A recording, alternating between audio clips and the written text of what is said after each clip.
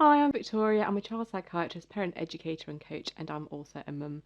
And I'm doing a series of videos just looking at some of the questions that people have posed to me when they've been joining my group. And this is a really good question I got asked by a parent. How do you deal with it when your child is angry all the time, refusing to comply with what you're asking them to do, and in fact is getting to the point where things are getting a little bit dangerous sometimes? What can you really do about that? So I'll definitely look at this question today and hopefully help parents who are in a similar situation try out some different things and find ways that will help them work with their child to resolve those difficulties.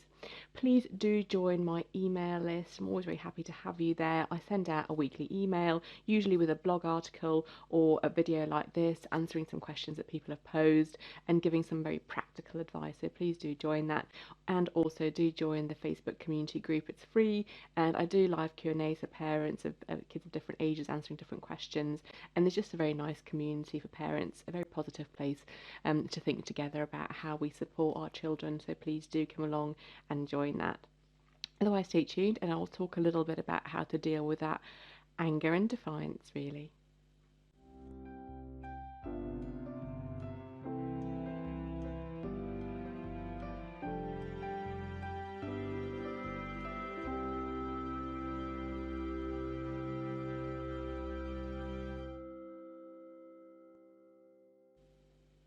Whenever I hear about this kind of behaviour, for me it's always a communication.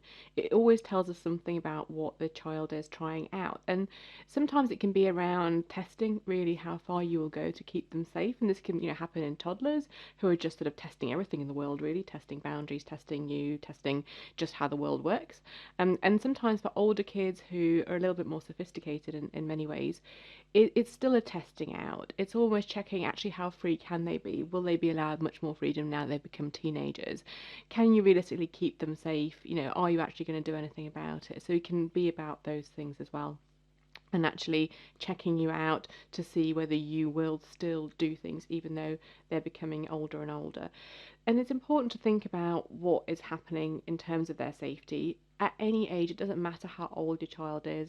If they're under 18, really, if they're doing dangerous things as a parent, you're completely within your rights to do whatever you need to do to keep them safe. And I know for some parents that can feel really contentious, especially for older teenagers. And, by the time kids are getting to 16, it does become hard to justify restrictions and things like that. But ultimately, you are their parent and you do have to think about the well-being, and it is still your job to keep them safe. So if you really think that they are in some kind of danger, if you don't act, it will be very difficult to keep them safe. So if you do need to act, it's thinking about what is it that you can do and actually letting them know that you will act, you will do things in order to help keep them safe because it matters enough.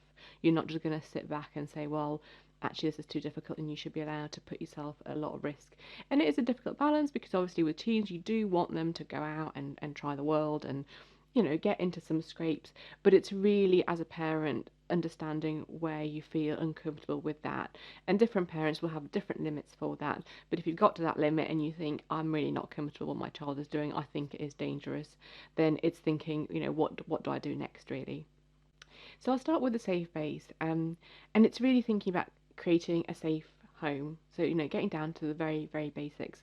And, with smaller kids, we do it a lot with toddlers or whatever, we'll lock up things that are dangerous and we'll put things away that they, might be dangerous. And that's something we almost do automatically. But sometimes older kids, for some reason, we find it hard to do that. We sort of feel like maybe we shouldn't be intruding on them. But actually, if home is not safe, for example, if your child is self-harming with things at home, if they are taking tablets, taking overdoses with tablets you have in the house or anything like that, or if they're, getting out in the middle of the night, getting out the door and going for a wander and you have no idea what they're up to, then actually it's okay to keep the home physically safe, to take some drastic action, remove things that are dangerous, make sure doors are locked, make sure that your kids can't get out without you knowing about it, doing what you need to do in order to keep them safe. If you're worried about them, sometimes those physical measures are things that you do have to do. When you think about sensitivity, and usually you sort of have to dial it down a little bit here because sometimes what can happen if children aren't, paying attention to you or they're defiant or they get angry all the time. If you respond to that all the time and you react to it all the time, you will constantly end up in lots and lots of arguments and trying to explain things to them. And then that will just end up in a longer conversation argument, and it's not particularly helpful. So actually, in many ways, dialing your sensitivity down a little bit, because you will have to have a bit of a thicker skin, especially if you have older kids who you're trying to keep safe. Some of the things they might say to you could be really awful and unpleasant, but really you've got to keep the idea in your mind that you're keeping your child safe, and that is what you're doing. And reacting to what they're saying isn't going to help them do that. It's just going to end up in a long conversation. So you have to set that value within yourself, and be sticking to it. Obviously, you have to respond to their needs, and in a way, them doing these things is a communication of what their needs are. Probably need to be kept safe. Often that's what children actually want. They want to be kept safe, but they won't tell you that. They're not going to say that. They're going to be annoyed by it, especially if they're teenagers. They're going to tell you that, you're not letting them do those things. You're not respecting their human rights. And there is, some truth in that. But I think as a parent, certainly up to the age of 16, you're absolutely well within your rights to do what you need to do to keep them safe, even if in an adult that would look like maybe you're depriving them of their liberty. You have to think what is going to keep them safe and what's going to keep them okay. And that can be a variety of different things. For example, you might get in touch with their friends to find out, where they spend time, or with parents of their friends, so that you know where they are, what they're doing, and what's happening, or be, in frequent contact with school. And I know for a lot of parents, they would feel a bit odd about invading their child's privacy, but if you're actually concerned about their welfare, really, really important to think about that, and using the people in your larger network to keep them safe as well, and to make sure that you know what your child's doing, where they are, and what they're up to. So really dialing that sensitivity down, some sensitivity, to their privacy possibly, to what their rights are, and to their anger is possibly important, so that you can keep them safe. And actually, once they are safe, that all of those things can return to a better level, where you have a more trusting relationship and you can trust them more to keep themselves safe. And that's what that's about, isn't it? It's about you having to step in when actually they have not been able to keep themselves safe. And you've got to remember, even teenagers, still not fully developed, still not fantastic at assessing risk. And of course, as they get older, they do get better, but that is still there. And if you need to step in, you absolutely need to step in. So when it comes to boundaries and frameworks, so what do you do when children just won't do what you ask them to? You can't make anyone do anything. You can't do that. So you can remove things that are dangerous, for example. You can, as I say, like lock the doors at night so your child doesn't run off, and can do very physical things. But ultimately, you can't make anyone, even small toddlers, do anything at all. If they just say no, they might say no. And if you got yourself into that place where there's a lot of refusal, I think first we've got to step back and think actually what things really matter. So you've got to really pick your battles. I wouldn't pick more than two things that you really want to work in a certain way. So just go for two things that are important, that you would like to happen in a certain way. Don't be setting boundaries about everything, because you will get exhausted, your child will get exhausted, and it will just create a very difficult atmosphere. To home in on two things that you need your child to do. It might be that you don't want them, hitting other children, or you don't want them hitting you, for example, when they're, little, or biting or something like that. For older kids, it might be something like, you need them to come back on time, or you need them to, for example, not be using drugs. If you find they are using drugs in the house, then that will be something very significant. So you need to find a maximum of two things. It's fine to have just one thing that you're going to be setting boundaries about, and explain to your child what your expectations are in a very, very clear way, so there's no doubt in their mind what it is that you want. And they're probably going to break that boundary, because they'll probably want to see what happens when they do, especially if they've been doing a lot of that. And I guess it's thinking with them, there might be some consequences that you put in, but you don't have to always put consequences in. You have to, what you do have to do is notice when it happens and say, actually, what you're doing is not okay. That is not okay, because I've asked you that this is the way this needs to happen.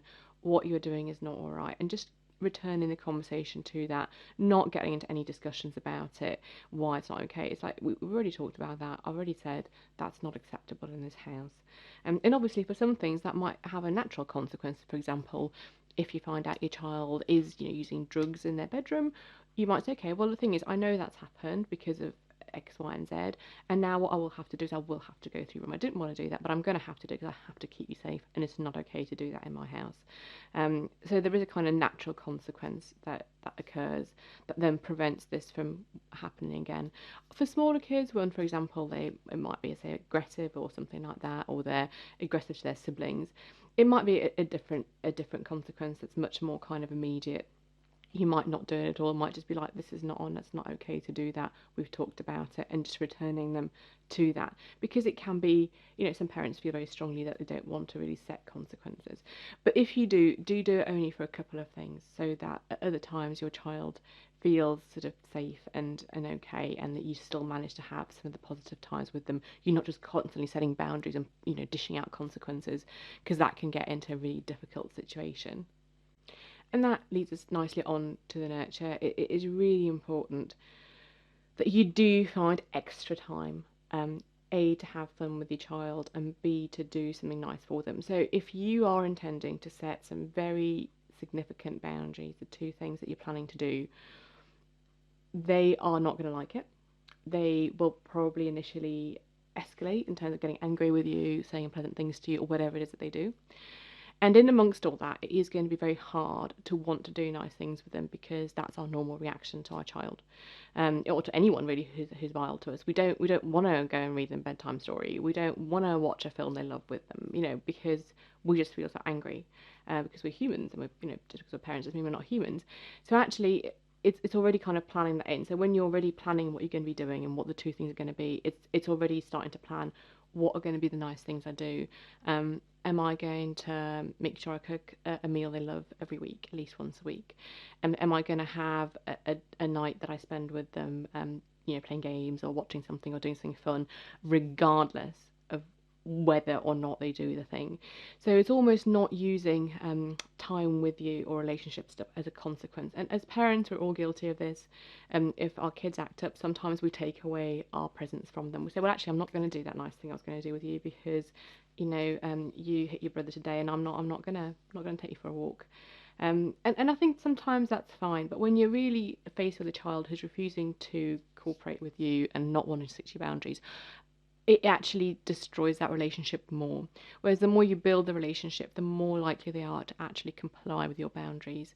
So actually, the relationship building has to be separate from setting the boundaries. That the consequences that come as part of that should not be about not spending time with you. They should be about something practical, like internet gets switched off, or you don't get to watch YouTube for the next day, or whatever it is, but something that's kind of really nothing to do with time with you. So do plan it in advance, because it will be hard, especially in the midst of your child reacting to you setting some boundaries.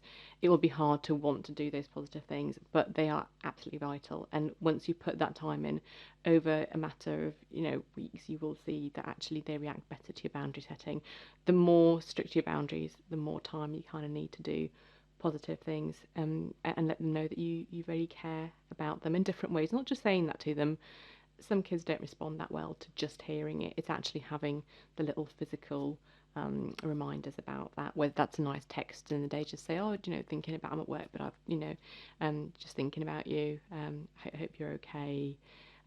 Something that doesn't require them to respond in any way. It's just letting them know I'm thinking about you. I saw this in the shops, and I thought, oh, you'd like that, because I know you really like unicorns, and I saw that, and I thought, oh, I'll just get it for you because I know you'd like that. So something really, really simple, definitely build it in. So hopefully you found this useful. Lots of practical advice there. Definitely, if you're dealing with something like this, please hop on to the community group, because it's really great to hear how things have gone, whether they work out or not, and then actually think back, is there anything else that can be tried? Always really love hearing from parents. So hopefully I will see you there soon.